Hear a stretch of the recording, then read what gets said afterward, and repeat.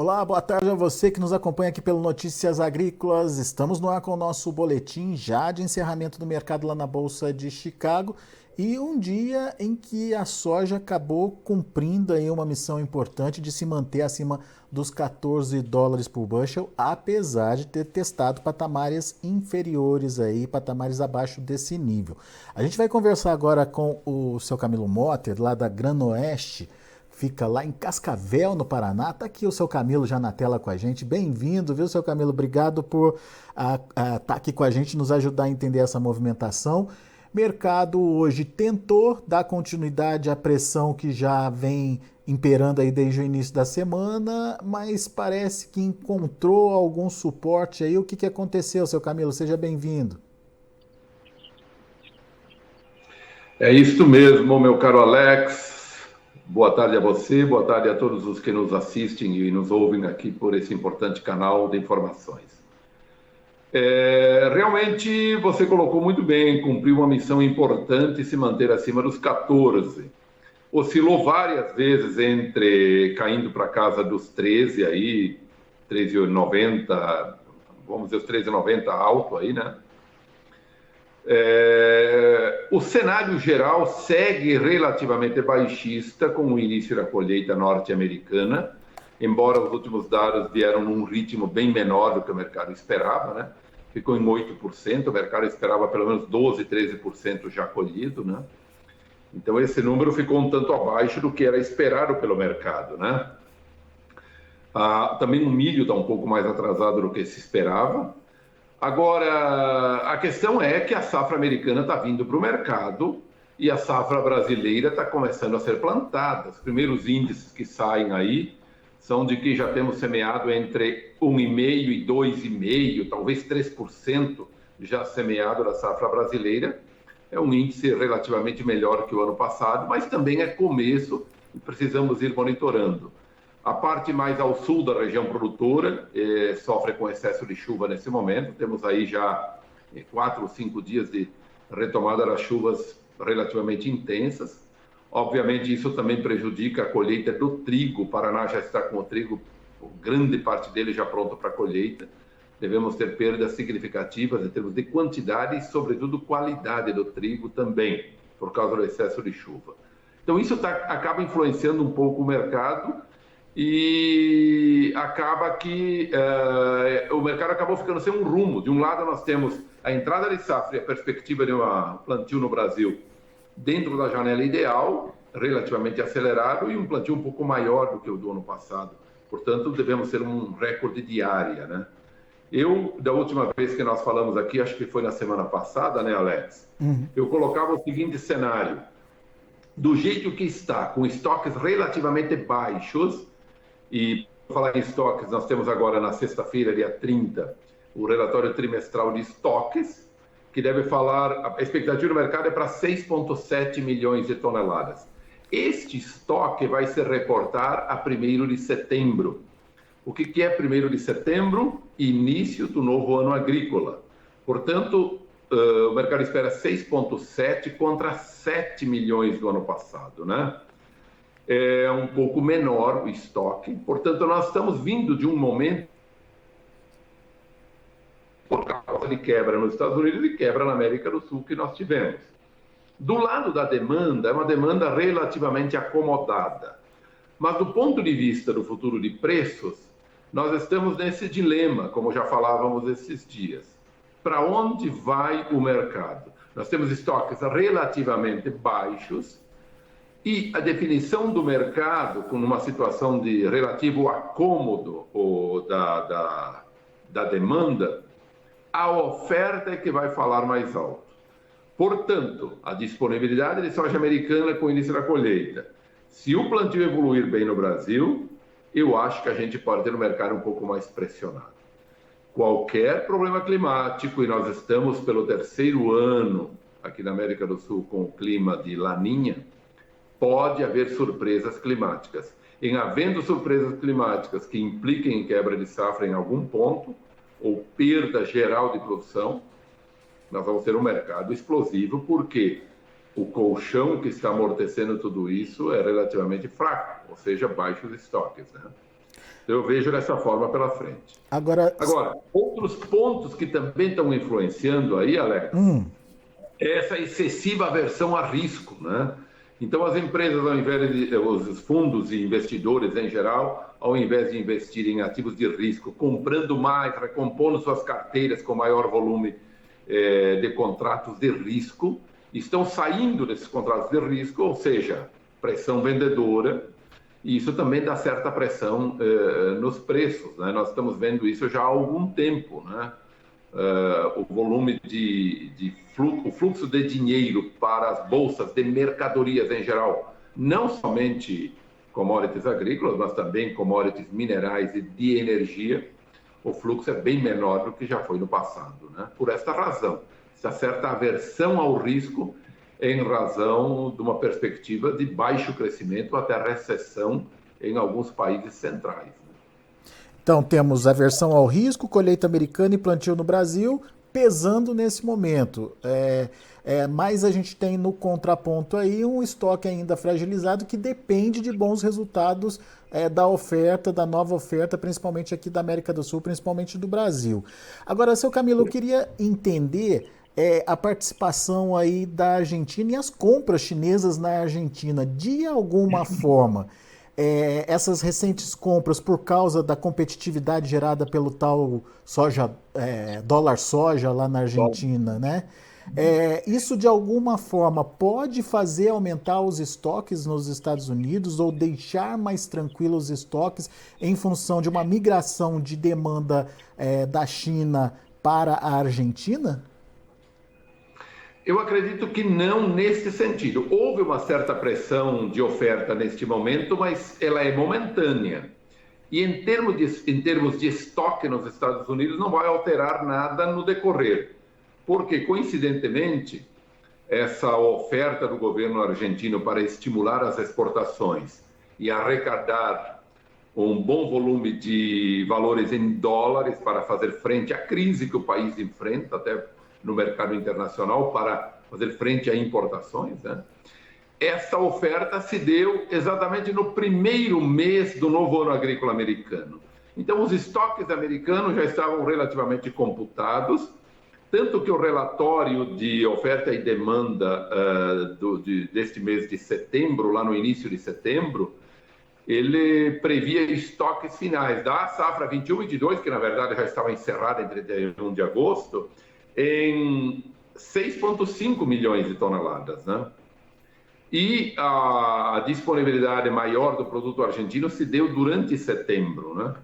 Eu não sei se o governo vai ampliar, pode ser até que ele amplie, mas houve uma boa adesão e o volume de dólares que ele pretendia arrecadar na faixa de 5 bilhões e meio de dólares, ele conseguiu. Então, acredito... E agora, vamos dizer assim, essa disponibilidade argentina entrou dentro deste novo cômputo, que é um novo ano agrícola americano, novo ano agrícola mundial, que computa para o mundo inteiro 31 de agosto como fim do ano agrícola e 1º de setembro, início do novo ano agrícola, né? Então, eu acredito que isso, no decorrer do tempo, não vai ter nenhuma alteração, não. Porque, de qualquer maneira, em algum momento, o produto argentino seria oferecido ao mercado, né? Em forma de farelo e óleo, em forma de grãos, ele seria oferecido ao mercado. Ele só, vamos dizer assim, antecipou e desovou estoques que, por causa da alta tributação também, havia muito estoque represado lá na Argentina, né? Então, de fato, depois dessa compra momentânea, dessa demanda momentânea do grão argentino, ou do produto argentino, seja ele grão ou derivados, naturalmente a China vai voltar a comprar dos Estados Unidos, seu Camilo?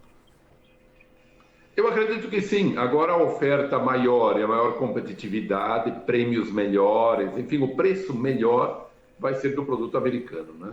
A Argentina está com uma venda, amanhã sai o relatório de exportação que vai nos dizer isso, mas a venda está um pouquinho mais acelerada do que aquela do ano passado. Com 24, talvez vai chegar nos 25 milhões de toneladas, e do ano passado estava aí 2,5 milhões de toneladas mais lentas, né? Mas em contrapartida, os embarques já começaram muito lentos, os embarques de soja nesse mês de setembro vai ficar muito devagar, piores do que os do ano passado, que já foi um ano lento, né? Tanto que teve quase 3 milhões de toneladas do ano passado, que nos ajustes agora do início de setembro foram jogados para embarques nessa nova temporada. Então, a exportação do ano passado, em termos de vendas, ela ficou até um pouco acima do que o governo americano previa, mas em termos de embarques ficou abaixo e foi rolado para embarques deste ano. Então, tem safra velha sendo embarcada, né? Eu não sei como é que o USA vai lidar com esses estoques. Pois é. Ficar no relatório agora desta sexta-feira. Pois é, vamos ficar de olho nisso. É importante esse ponto que o senhor levantou, até para a gente entender, né, o que de fato tem na mão aí do produtor americano ainda, né? Se ele colocar esse carry-over aí, ou aumentar o carry-over, colocar isso no carry-over, esse adicional que não foi embarcado, a gente pode ter um número até surpreendente aí desse estoque de passagem, né? Isso vai ser bem interessante. Falando em exportações, curiosamente, no milho, as exportações estão muito, muito lentas. Ano passado estava na casa de 20 e poucos milhões, esse ano está em 10, 12 milhões. As exportações de milho americano estão indo muito mal até agora. É óbvio que por causa da quebra de safra um pouco mais acentuada no milho, eles devem perder aí uns 20, 25 milhões de toneladas em relação à estimativa inicial. Isso acaba elevando os prêmios nos portos e o Brasil, que está mais competitivo com uma safra cheia, acaba ocupando boa parte desse espaço, né? Pode ser uma situação momentânea que vamos analisar no decorrer. O fato é que as exportações de milho estão pela metade do que era na mesma época do ano passado. Muito bom.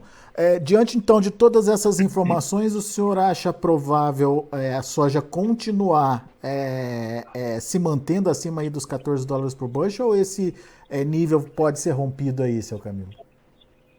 Eu não quero fazer nenhuma previsão, porque vai depender muito do ritmo de colheita e do avanço do plantio no Brasil. Uhum. Esses dois dados serão muito importantes para dizer para onde vamos. E, obviamente, esse relatório de sexta-feira aqui, com relação aos estoques. Existe um bom suporte nesse patamar e até um número psicologicamente forte, mas se houver uma pressão de venda, não vai ter quem segure, não. O mercado vai ceder um pouco mais. A gente viu isso acontecer hoje, né, seu Camilo? Bateu lá, rompeu e depois voltou de novo, né? Se a gente pegar de sexta-feira para cá, Alex, o mercado caiu aí cerca de 4%, né? Então, o mercado estava na sexta-feira antes do final do pregão ali, porque depois caiu 30 e poucos pontos, se não me engano, na sexta-feira, mas o mercado estava 14,50, 14,60, né? Uhum. E nós vimos ele hoje bater abaixo dos 14, ou seja, foi uma derrocada bastante acentuada nesses últimos 4 pregões aí. Quer dizer, hoje já não dá para considerar que fechou positivo, né? Uhum. Nos 3 pregões anteriores aí. Agora, seu Camilo, e Brasil? Como é que a gente pode analisar a precificação aqui no Brasil, os negócios, a comercialização? Qual que é a avaliação que o senhor faz aí? Bom, os preços no Brasil ficam bastante estabilizados ou andam muito em linha há vários dias, né? Aqui no oeste do Paraná, por exemplo, na casa de 180, 182, 83, depende de prazo. O jogo se deu entre um pouco de queda nos prêmios e queda dos preços na Bolsa de Chicago, portanto, o preço internacional formado por Chicago e prêmios, ele andou caindo. Em compensação, o câmbio se manteve aí acima de 5,30 com alguns picos de 5,40, né? Ou seja, o câmbio da semana passada para esse início de semana, final de semana passada, início de semana, ele adquiriu um novo patamar e está se postando aí. Então, nós temos aí um certo equilíbrio, resultando isso nessa gangorra entre câmbio de um lado e preço internacional do outro, um preço relativamente estabilizado, com pouca variação. Agora, em termos de volume de negócios, muito pouco, apenas negócios pontuais aqui e ali, um mercado praticamente paralisado, e o produtor aguardando melhores momentos, com a chegada da entre-safra, que sempre pode resultar em alguns momentos maiores, e também uma expectativa sobre o plantio, né? O produtor se dedicando, esperando, aqui no sul está chovendo muito, conforme falamos, esperando para retomar os trabalhos de campo no plantio, e também o foco vai ser esse, né? E claro, além da questão de entre-safra, observar, a exemplo do que aconteceu nos últimos 2 anos, como é que vai andar o clima pela frente, né? O clima tem trazido muita insegurança, né? Muita perspectivas de um lado e de outro, que isso também acaba sendo sempre trazendo uma cautela do produtor no sentido de se comprometer com vendas, né? Os negócios para venda futura também muito lentos, muito devagar, e isso é o histórico dos últimos anos que faz com que o produtor mantenha essa cautela. Sobre essas vendas futuras aí, o senhor falou que o preço de 180 a 183 é para soja disponível, certo? Sim, soja disponível. Como é que estão os preços para a soja nova e sem atração também para comercialização? Tem atrativos, aí basicamente por causa de prêmios, há um diferencial brutal de prêmios no mercado spot entre 180 e 200 por aí, e para o mercado de safra nova na faixa de 40 a 50. Então há uma diferença brutal de prêmios. Com isso, os preços caem de forma bastante acentuada, embora o câmbio, com essa inflação que temos, ele significa um ajuste de mais de 1%, em torno de 1% ao mês, ou próximo de 1% ao mês. Assim mesmo, os preços para a safra nova estão aí em torno de 10 a 12 reais mais baixos, né? Se pensar em embarque fevereiro, março aí, com pagamento em abril, nós temos preços no oeste do Paraná na faixa de 170, 172 reais, né? 10, 12 reais abaixo do que está no mercado de lotes disponíveis hoje. Muito bem, que não atrai o produtor também nesse momento, né? Exatamente. Já teve oportunidades bem melhores há meses atrás, de 180, 185, né? Então, o produtor ele está nessa expectativa. Por essas razões que a gente comentou, além da expectativa de alguma melhora de preços, o produtor alimenta ou melhor dizendo, além de alimentar essa perspectiva de melhora dos preços, o produtor tem a cautela em relação à evolução da safra, se ela vai ser de bom nível, de bom padrão, ou se algum problema climático pode afetar, né? Aqui no Paraná, por exemplo, nós temos um plantio bem avançado já. Nós temos municípios do oeste do Paraná com 50% a 60% já semeado. O Paraná está em torno de 10% semeado no estado como um todo. Estamos vivendo, além de um clima úmido, um excesso de temperaturas baixas, ou uma temperatura extremamente baixa, né? Nós tivemos há poucos dias, em algumas regiões, nas baixadas de alguns municípios, inclusive geadas fraquíssimas, mas houve geadas. E temperaturas de 7, 8 graus correu por muitas regiões do oeste do Paraná, sudoeste do Paraná, né? Então, isso também faz com que possa ter algum problema de vigor, algum problema de potencial produtivo já estabelecido desde o começo, né? E fora o Laninha, né, seu Camilo, que está sendo confirmado de novo, né? Terceiro ano seguido aí, né? Muita dúvida, o terceiro ano seguido de Laninha, e a gente sabe que sempre pode trazer surpresas. Daí porque o produtor está com uma cautela grande nesse sentido, sobretudo em relação à safra nova. Muito bom. Seu Camilo, mais uma vez, muito obrigado, viu, pela disponibilidade de estar aqui com a gente e nos ajudar a entender essa movimentação do mercado aí. Qualquer novidade, avisa a gente. Valeu, meu caro Alex. Agradeço aí a gentileza de a gente bater papo com vocês e estamos sempre juntos aí. Grande abraço e até a próxima. Muito obrigado, até a próxima. Um abraço para você também.